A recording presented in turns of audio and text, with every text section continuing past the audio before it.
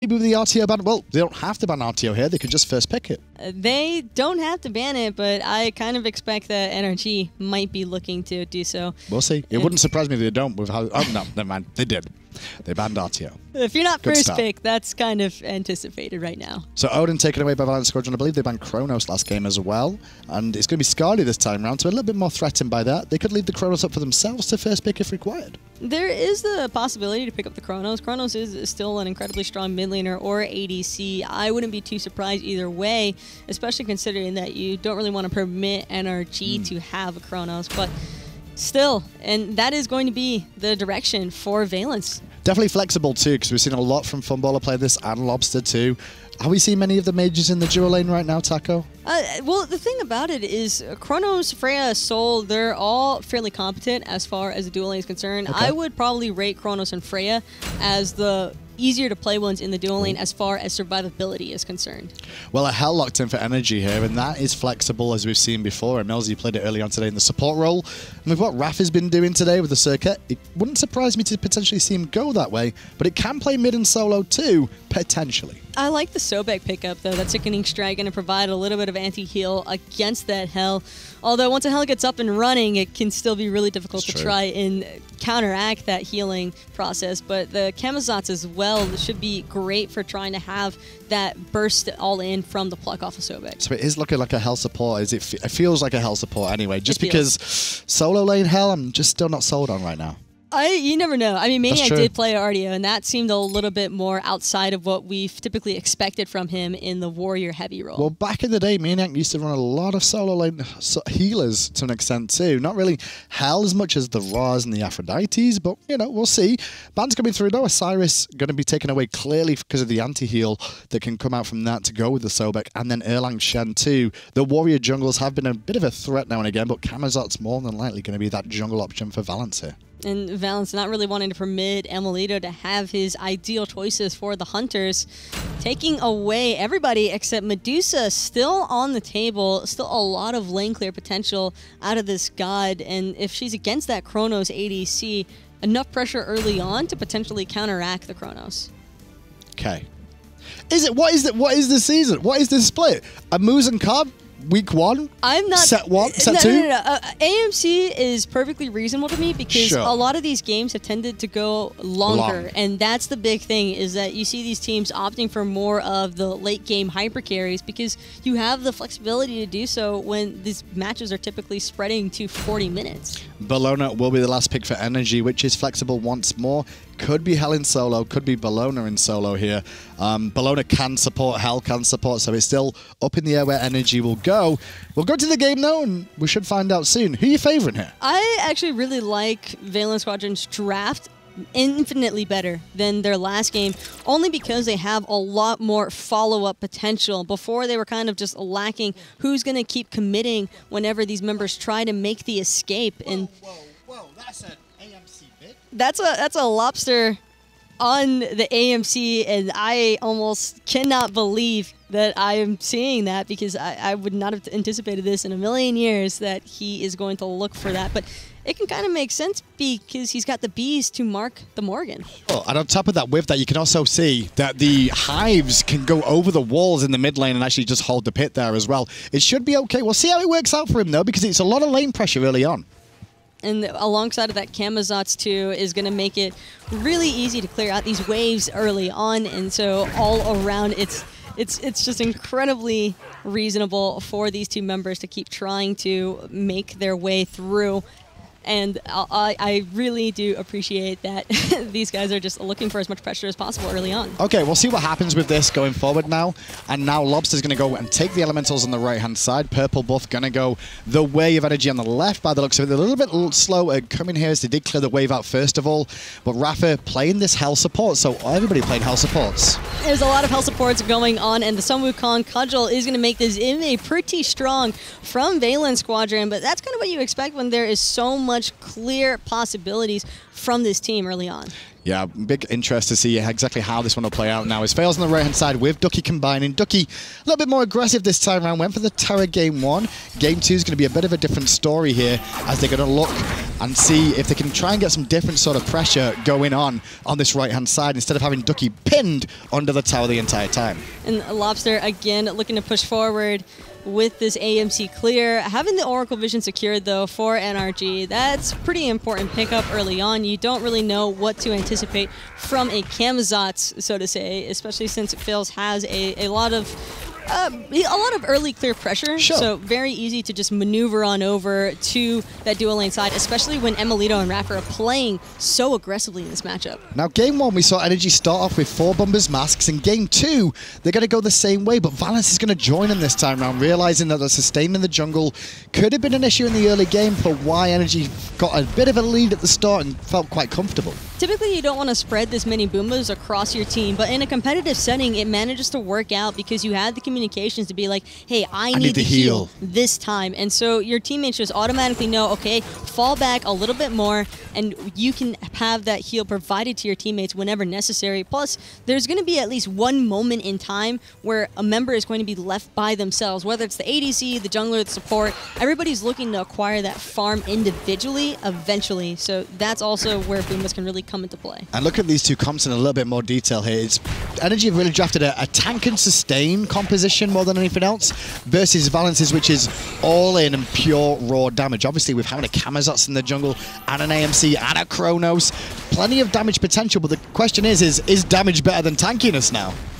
My only concern for Valence is that their damage has a little bit of a mid to late game power spike, as opposed to NRG, who can kind of find that stride earlier on between the Hell, between the Raven, the Bellona, and even Medusa. Like, those are 4 gods that are pretty strong from early to mid and can still carry over well into the late game. But for Valence, you're kind of just relying on hitting the mid-game stride before anything else. And Lobster in the mid lane on this AMC. He's going to get a lot of farm here. You can see him top of the net worth as it stands, even more so than the solo laners. Fail's going to trade out a little bit there with Maniac, but neither of them really panicking. But the problem that you're going to see is Lobster will climb in levels and gold very quickly, but it does mean that we may see Fails fall behind unless he gets farm elsewhere. I think Fails was actually looking for a slight commit there onto Maniac, recognizing everything, popping that sprint to get away into safety.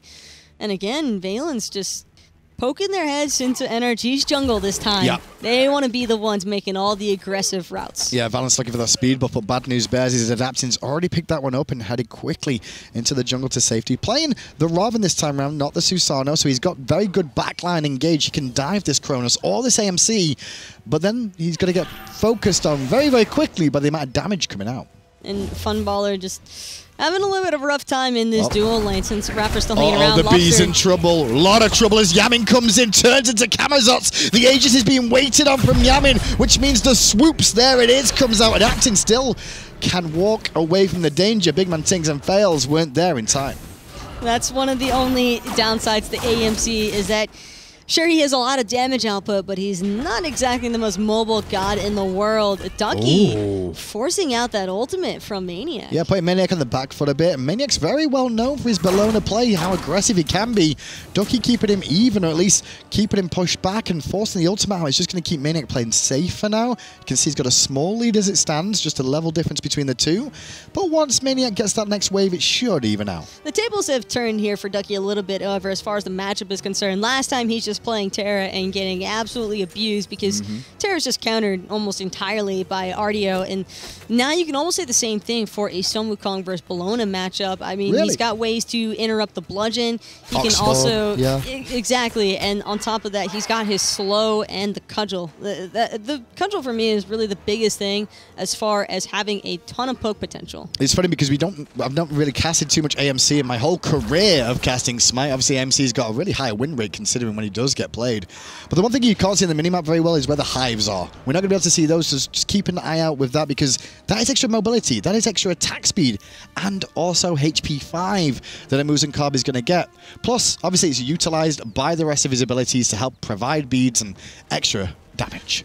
The main thing for Lobster is that he's going to want to keep those hives lurking, not necessarily in the left and right mid-harpy sections, but slightly lower than them on his side of the map. That way they can't be cleared out super easily by NRG, and he'll still have the movement passive throughout that jungle. Speed buff not available yet, but Big Man Ting still going aggressive. A lot of free damage as he now lurks in the waters, looking to continue that.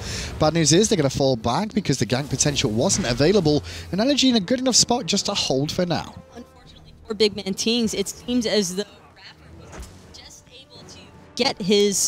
Rapper was just able to get his cleanse up and running to ensure that there was no way for the pluck to really have that much of an impact in that team fight. Yeah, 6.5 minutes in and just that first blood is all that's gone down. Onto an AMC early on. Does slow him down a little bit. It's actually just evened things up with him and Morrigan.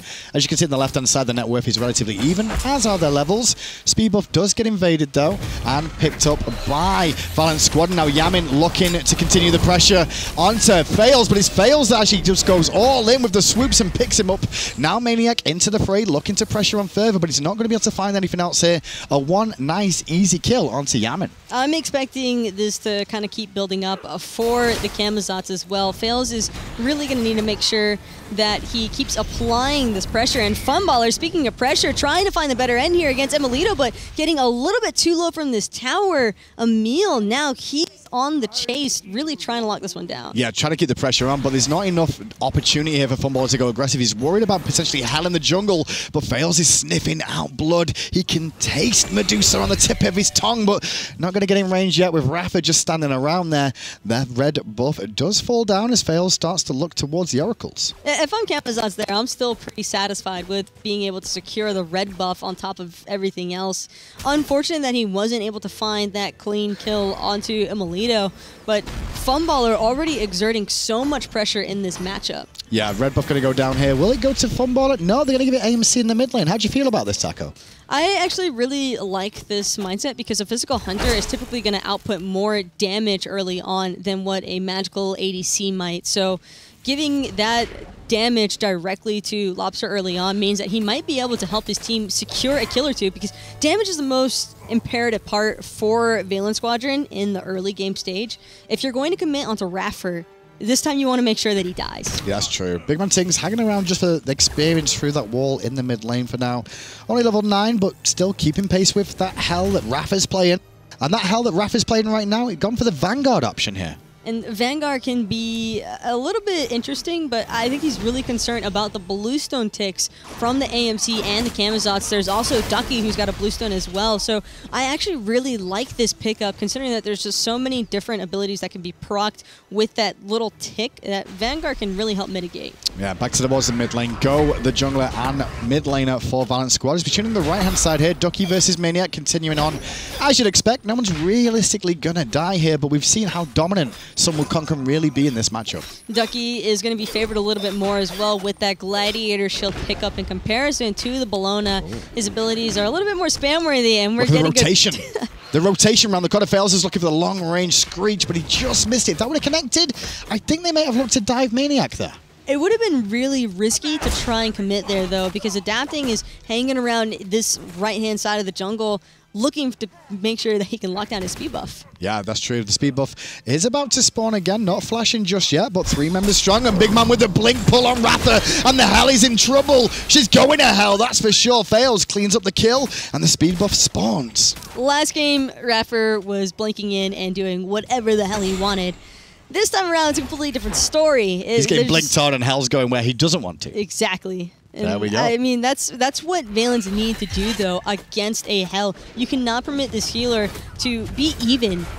As weird as that sounds. It's a little bit of a pun on words, but in all seriousness, hell is one of those healers where anytime a healer composition is even, they are able to maintain their team as far as survivability is concerned. Hell also has that cleanse, which can be incredibly impactful against the Sobek's initiation. And the movement in general can really help as far as escapes from Camazotz are concerned. So if you just keep taking him out of the fight consistently, he's never going to have an option to build up the momentum that he needs to survive when he needs to. I'm so scared of playing Smite this next week. Already this week, tonight's going to be terrible playing Smite because you're going to see AMC's mid lane, Hell supports, RTO solo lanes. I mean, it's crazy. Just wait for the Anubis. Circuit support, that's what I'm waiting for. Circuit support versus Hell support. Oh, somebody's going to do it and say, well, Ruffer did it, so why can't I? That's true. AMC, though, in the mid lane, going for Devour's Gauntlets this time round, too. Emilito going to take a trade with Fumble and not recognizing Fails, who's right behind him. Now Emilito's in a lot of trouble here. The rotation from NRG's on its way, but it's going to be too late already. Another kill going the way of Fails, and Fumble going to get a bit of a lap as taunt back to let Emilito know, you know what? You'll taunt me, I'll taunt you. Well, those are the kind of taunts that happen, especially when your team is the one that's ganking and helping you out. They're even worse to die to. Valence Squadron looking very good at the start of this, so all 3 kills going to Fails. He's dictating the pace on this Camazotz, and that's something you want him to be able to do. As a Camazotz in the early game, you get that pressure on, it can really continue to allow your carries, such as the MC Chronos, just to continue farming safely. Valence, they still cannot get comfortable knowing that NRG has that Hell in their draft, and the Morgan as well. I mean, a Robin and a Morgan are more than enough to turn any situation around. Can't really count out Maniac running in either. And I guess that's a question though, is like, are Valence on a squad because of the amount of sustain and tankiness that NRG are going to have? Or are they okay because they've got an AMC and Chronos going into the late game? Well, ideally, I just want to see Valence start putting these brawlers on lines as well as the pestilences. They really need some form of anti-heal to start coming through pretty soon, because even though Raffer isn't opting for that mage damage build that you can kind of expect to see out of a Hell, in the support role, it's all too easy for him to just rush healer items that'll benefit his team. Well, the Jules on the right-hand side started to swing Maniac's way for a moment here, just because of lane pressure more than anything else. Still a level lead for Ducky as it stands, however, so he's not too worried now as he's going to try and head back to base. Ducky didn't get cancelled out there, but thought he was, and you can see he's actually gone for the Ankh, the Ankh to actually reduce healing, something we don't see too often. What I want to see is an early upgrade onto that Ankh to where it starts to affect the mana pool, because I believe it's 20% increased mana cost on abilities, which can really mess up a Hell in a team fight who's just trying to spam her cooldowns since they are so low. I believe it's 8 seconds on the first ability, 12 on the third. I love this play from Valence Squadron here. Free Gold Fury in the left-hand side, completely going to go the way of Valence Squadron. NRG didn't even know what was going on, but that's the state of the game right now. Valence are in control, and NRG kind of just sitting back and having to hold on. Well, they know that Gold Fury's gone down with that sound cue, but keeping all of that in mind, Portal Demon is still on the table. NRG could potentially be looking to pressure that out next. Could be incredibly difficult, though, and a Funballer with that early Book of the Dead rush.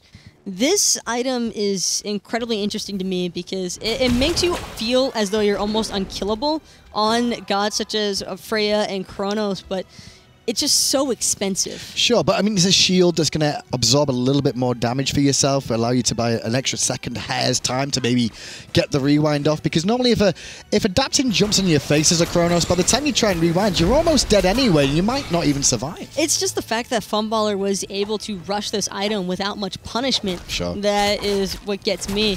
But when you look at NRG, they don't have as many opportunities this time around to try and completely commit to a god. Unless Yemen decides to turn into a Camazotz, it's still really difficult for adapting to really chase after someone. Starting to see more and more of these carries pick up a little bit more survivability there. You saw the cameraman hover over the next item there. Amuz and Cobbs working on Lobster here.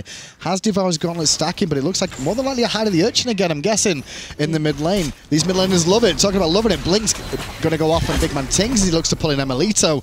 But Emilito with the fast fingers there, and the beads will save him for now. Beads for Blink, not a bad situational trade for Valence. And that buff as well going in Valence's favor, which means that Emilito's not going to have that farm available, and neither will adapting. Big Man Tings, that's one of those situations where if you find it, then awesome, because you've got 3 other members of your team to follow up with you. But forcing out Emilito's beats is definitely still a win in my book. Yeah, it does help out a little bit. Just keep Emilito on the back foot, especially against Funballer too. Like, he's played a Chrono, so if you can get that stun off, it's guaranteed time stop damage on top of that. But, or at least force the Aegis and just keep them off separate cooldowns, which is always very useful. It's even more difficult for these dash hunters to try and get away from that Chronos third ability. And all things considered, Funballer with the CDR boots, not typically the most favorite pickup for Chronos players, but it can definitely work out in your favor. Very happy with Fails' play this game, though, Taco, because those 3 kills early on have just set the pace for his team. They've allowed them, like I said, to breathe at the start of this game and get this Book of the Dead online, get this Devourance Gauntlets online for his carries, and Ducky's just been able to continue doing work on the right-hand side. In game number 1 for Valence, I don't feel as though Ducky and Fails were necessarily doing anything wrong, as much as it was their picks just prevented them from having any sort of impact that their team would have originally been looking for. But now that they have the Sun Wukong and the Camazons, you can really just see how these players are able to flourish on the more aggro playstyle, and that's kind of just what I want to see Valence stick to a little bit more. Just be the initiating factors, because you're going to be able to find the kill more than likely. I look at it this time around, Adeptin has picked up 1 kill so far, that early kill onto a Muzen Car, but since then, not really been as involved as he was last game on the Susano. He's not been the one getting the kills, getting the aggression off, being involved in a lot. He's been mainly focused on the farming, which is still behind Fails, because Fails get a couple of kills. And Big Man Tings also pretty much adopted Lobster in that mid lane. He's just been following him around the entire time, really trying to make sure that he keeps his mid lane carry alive. Stealing Ron Jobbert's lines now, I had to. Already. Maniac rotating around to check out the Portal Demon here that Valence Squadron had started. Fails in the front line as the bat, not really too worried here, and leaps over the bludgeon damage. Maniac eats more than he was bargaining for, pulled into danger here, and going to need the Eagle's Rally to potentially escape, but trying to hold on to it and will do so. Fails has to take to the sky, though, as Emilito got a nice bit of damage off there with the massive ultimate from Petrify. Lobster trying to help out on to Fails to get Adaptin away, and Adaptin's now on the run from Fumballer and Lobster, but an Eagle's Rally from Maniac, and these big old ages from Lobster will keep him alive, trading with Maniac, and Maniac, someone's going to fall down here, and he will do so. No, Lobster ended up dying there. 4-2. What are these fights? It was the Gladiator Shield, a little bit of a heal, as well as the heal from Vallona's third ability. That lifesteal just coming up so massive for Maniac.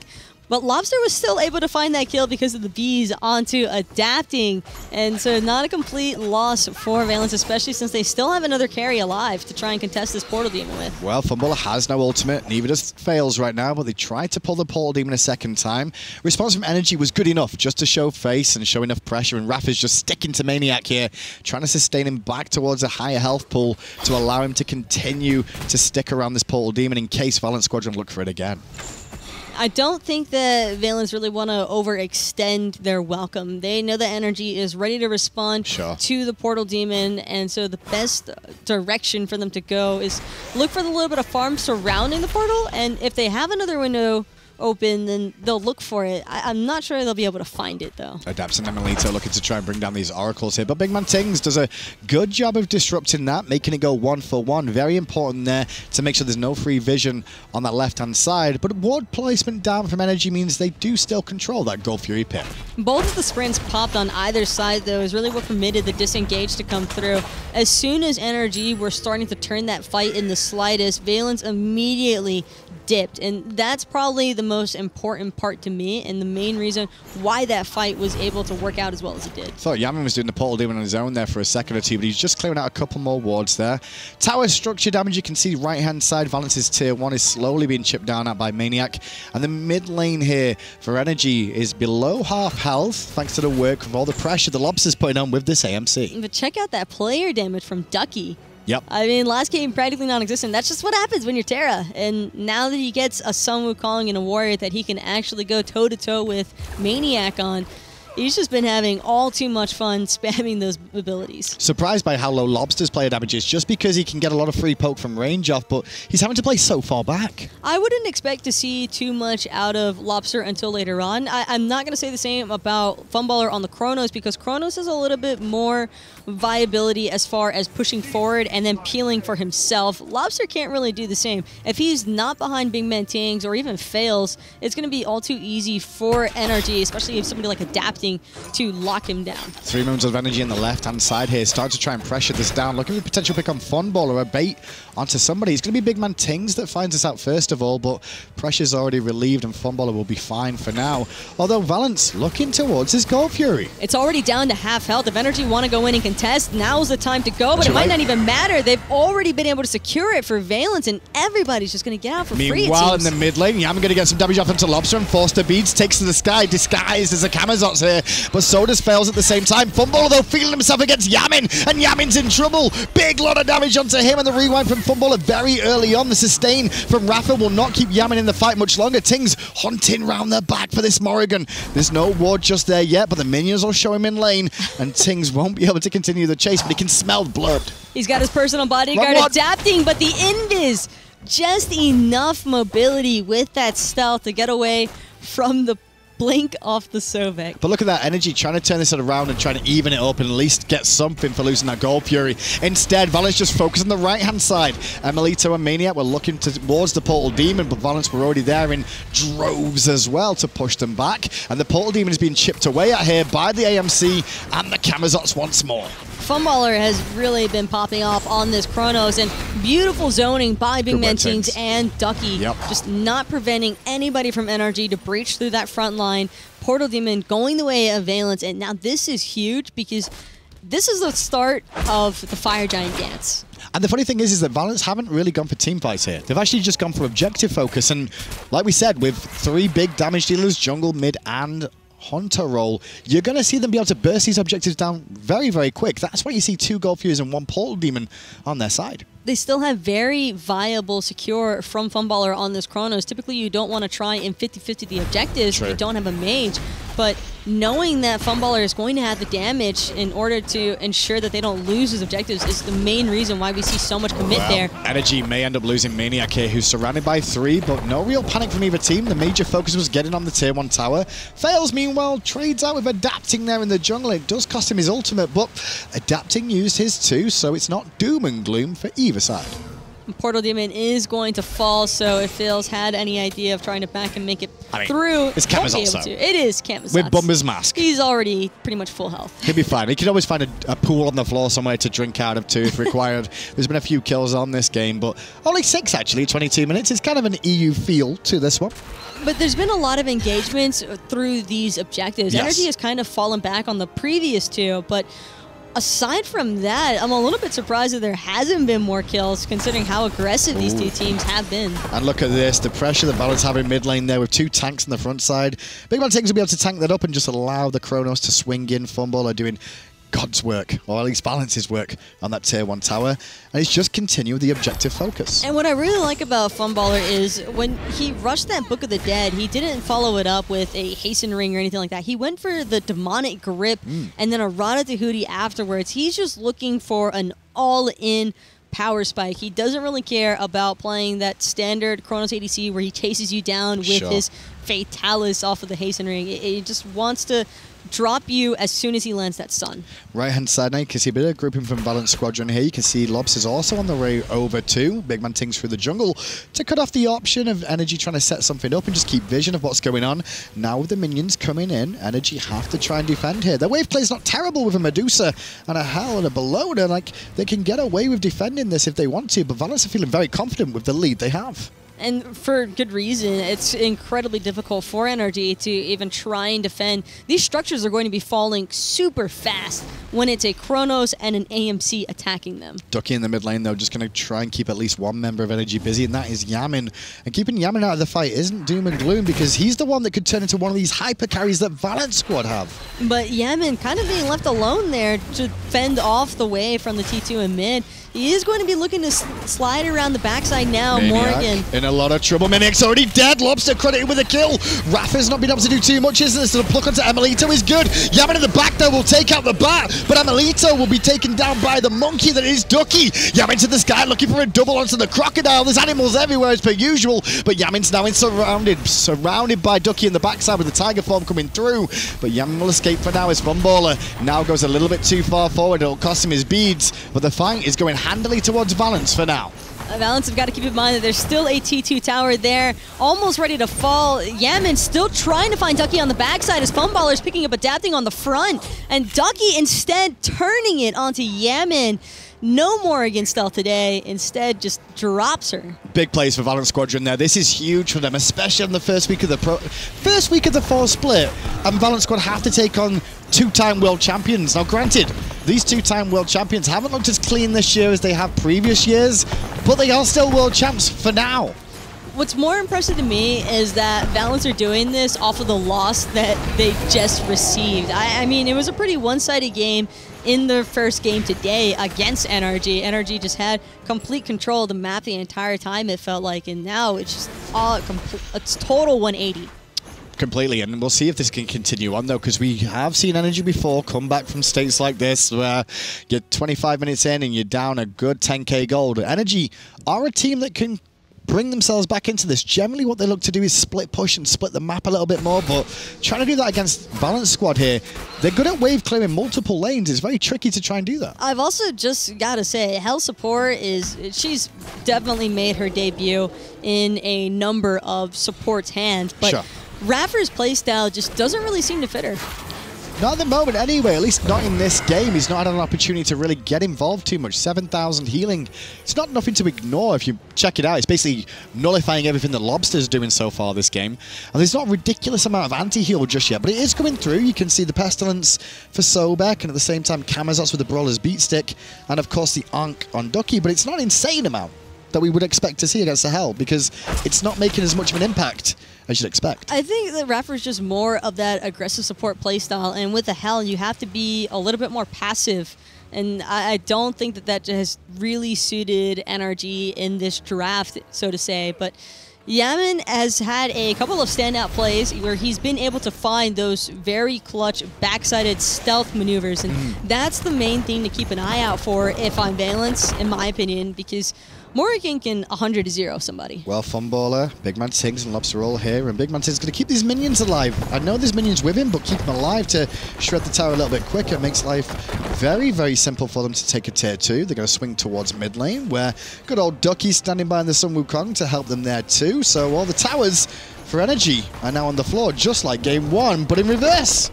And only one lane hasn't been pushed up, and that's the solo lane side, or the right-hand side for NRG, which is actually going to be in NRG's favor, because they won't have to worry about Valence potentially splitting into the 3 lanes, especially since they have the AMC and the Chronos.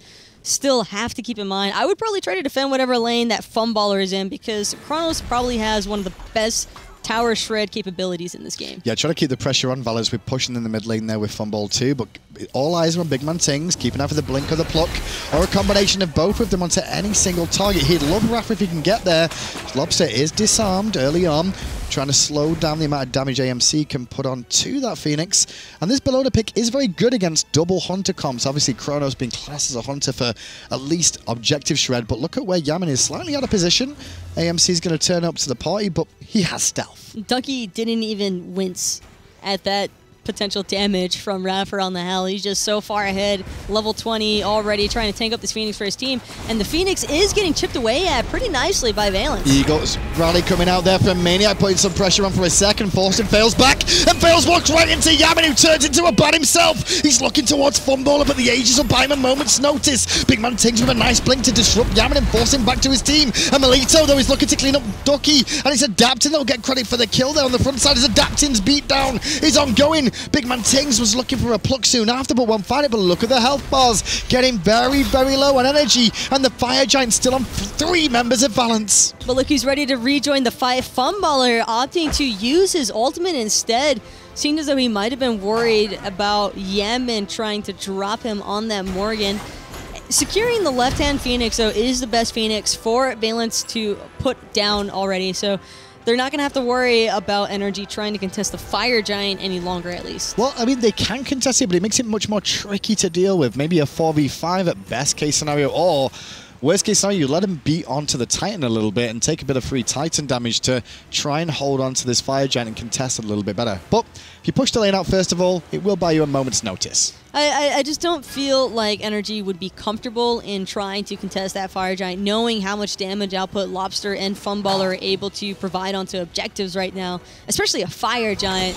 And so they're probably safer looking to defend their Phoenixes. They almost won that team fight pretty clean. It was just that Yaman couldn't find another lockdown kill after his first one. But it's kind of turn around his fair play from game 1 to game 2 here, because the carries for Valence Squadron are in the top 4 this time round, whereas the energy carries slipping further down, just below the 2 supports here, not being able to make as much of an impact as they did in game 1. And again, that's kind of just expected when you look at the draft from Valence this time around. Just so much more pressure, a lot more follow-up, and it's just been really clean from them. Blink's in for everybody here on this fight, but already Fails is in trouble and Fails is dead. Melito gets credit for the kills. Yamin turns towards the back to look to help out pressure onto Funballer, but Ducky's already taken down Adapton and Raph is on the run. Lobster now turns to the fray to slow them all down a little bit as Ducky's eagle form will allow him to continue the chase and get the slow on Rafa too. Rafa trapped in a pit and eventually he'll fall down. Maniac a little bit too late to the fray. No ultimate available for him to try and slow down the pressure onto Rafa, and Yamin's just trying to cause a distraction, but Yamin could be in trouble too. Oh, he's not going to be able to get away. The stinger from Lobster was so much damage, and Funballer is going to get credit for the kill, but with 3 members dead from NRG, nobody left to try and contest this Fire Giant, and it will be free yet again. They might potentially wait for Fails to receive the buff, considering that no one from NRG is trying to contest. Yeah, they seem to be holding a good call there, Tacos. Very smart to do this. It's not something I'd advise in your ranked games or your low-level games for sure, even your casuals, but when you've got a 5-man team and you know there's no pressure, just hold it for a few more seconds. Give your whole team that Fire Giant. No reason not to, considering how close he was to spawning, but Fails really has just been taking the brunt of this damage. Absolute beatdown every single time once the fights break out. Should probably be a little bit more careful with his positioning, but it's also difficult for him to try and do so, considering that on Camazotz, he's really the primary initiation factor for Valence if it's not Tings going in. Well, Valence were known as Enix during the summer split too, and they did stick together going into the fall split here. And they're looking strong. Their first split together, it seemed like they were kind of learning each other out, working out what's good, what's bad for them. But it seems to be coming together a little bit more here, Taco, as you can see, like bringing things out like AMC and Chronos together. You have to have a front line that's trusting in each other, as well as the back line has to trust in them too. They weren't able to find as much success in the previous split as a lot of people might have been anticipating or hoping for, even themselves. But realistically speaking, these are still 5 incredibly adept players at the game in each of their roles respectively, so there is more than enough potential on this team to strive. Well, the Phoenix won't strive for much longer on the left-hand side. Already weakened with 5 minions there. NRG do give up the goose and trying to defend it too difficult there as well. Yamin, meanwhile, clearing out mid and trying to cause a distraction. You saw the last team fight on that left-hand side. The Yamin swinging around the back caused so many problems for Valence. They've got to keep better track of where this Morrigan is. And I think that's the primary target for them now. I think they might look to bait a fight just so Yamin exposes himself looking for a kill, but he's going to have a little bit more difficulties trying to breach into that backside. Funballer with that ultimate makes him an incredibly difficult target to look at. It's really just Lobster or Fails. All Lobster or Fails, but Tings in the front line with this blink. Every single time, Tings has been the one really looking to engage and allowing Ducky just to swing for the houses on the backside here. They'll wait for a minion wave, however, more than likely, unless Tings feels like it's go time, and it looks like it might be for a moment, but a new minion wave comes through. Lobster and Funballer grouped a little bit too close together there for my liking. Bit dangerous to do that with 2 carries. Maniac, though, already falling pretty low. I guess it won't be as much of an issue considering that there is a Hell involved, and Yemen trying to establish the ward dominance isn't going to make too much of a difference, and now it looks as though Valence are ready to go in. Yeah, the ultimate down from Melito already, and now Funballer is in a bit of trouble as the Eagles rally follows it up, but the Aegis will buy him a moment's notice. Next on the list is Into the Sky. You saw Funballer actually going to fall down to Adapting there, so one of the carries down, but Lobster's going to trade out Maniac, and with Fire Minions now starting to pour down the left-hand side, this is trouble for NRG. I think that this might be where NRG's Titan falls, but just to make sure, Valence are wrapping around to this right-hand side, looking to secure this final Phoenix. Both the waves in mid and left lane are pushed up, so it will be difficult for NRG to keep trying to fend off Valence from their final standing Phoenix. This is the first time I've really seen this health support not really bring enough to the table to warrant its pick so far. Valence Squadron may have had an answer to it, at least for this game. The Phoenix on the right-hand side, and potentially the final Phoenix of the game will fall down here as now Valence turn towards mid once more with 5 minutes left, middle, and now eventually right. This could be the end. This is just a full commit onto the Titan. They're trying to lock out Lobster and make sure that he doesn't really break through, but it does not matter. Lobster not only taking out Emilito pretty cleanly there, but the Titan